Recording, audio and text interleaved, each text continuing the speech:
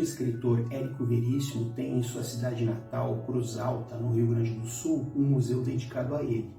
A Casa-Museu Érico Veríssimo está instalada no imóvel onde nasceu em 17 de dezembro de 1905 o criador de personagens como Ana Terra e Capitão Rodrigo.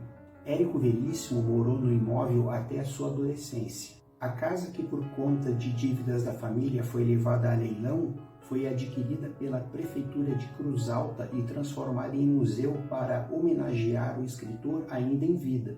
O museu expõe peças relacionadas à vida do escritor, inclusive objetos doados ao museu na ocasião de sua inauguração, no final dos anos 60, pelo próprio Érico Veríssimo.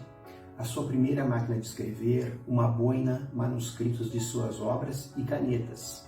Visitando o museu, descobrimos que o autor gaúcho gostava muito de livros e de grandes nomes da literatura universal, como Machado de Assis, Dostoiévski, Eça de Queiroz, entre outros. E que foi uma pessoa bastante versátil e que se dedicou a inúmeras atividades. Por necessidade, teve que largar os estudos e começou a trabalhar muito cedo.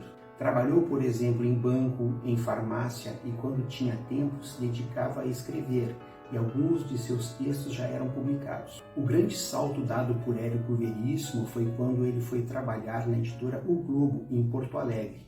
Esse novo meio que passou a frequentar certamente facilitou o processo de popularização de seus textos, e assim ele se tornou mais conhecido, principalmente depois da publicação em 1938 do romance Olhai os Lírios do Campo, que inspirou até algumas novelas e aborda o dilema entre ambição e amor e outros conflitos existenciais. Hoje a obra de Érico Veríssimo é traduzida para mais de 40 idiomas. No pátio do museu tem uma ameixeira que seria ainda do tempo em que Érico Veríssimo morava na casa. À sombra dessa árvore, ele teria lido livros da biblioteca de seu pai e lá também teria tido as primeiras inspirações para escrever muitas das histórias hoje conhecidas. Érico Veríssimo relembra essa ameixeira em seu conhecido livro de memórias Solos de Clarineta, cujo primeiro volume foi lançado em 1973.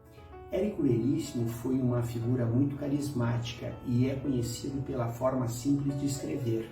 Eu, quando li O Continente, que é a primeira parte da trilogia O Tempo e o Vento, o seu livro mais importante, que ele começou a escrever em 1949 e que aborda 200 anos da história do Rio Grande do Sul, eu fiquei impressionado com a fluidez da leitura. Érico Veríssimo consegue contar suas histórias com uma clareza, com uma prosa simples que facilita muito a leitura. Considerado um autor da segunda fase do modernismo, sua obra é bastante ampla. Ele produziu romances, memórias, contos, livros de viagens e livros infantis.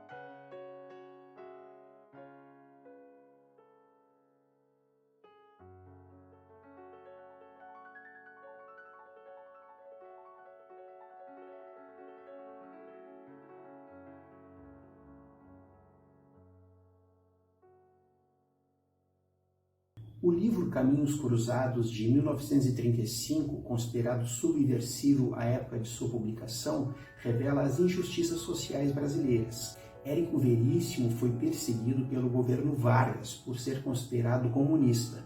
Em razão de um ambiente pesado para ele no Brasil, ele aceitou o convite de morar um tempo nos Estados Unidos, onde lecionou literatura brasileira na Universidade da Califórnia. Érico Veríssimo morre em 28 de novembro de 1975. Obrigado por assistirem, espero que tenha sido edificante e até o próximo encontro.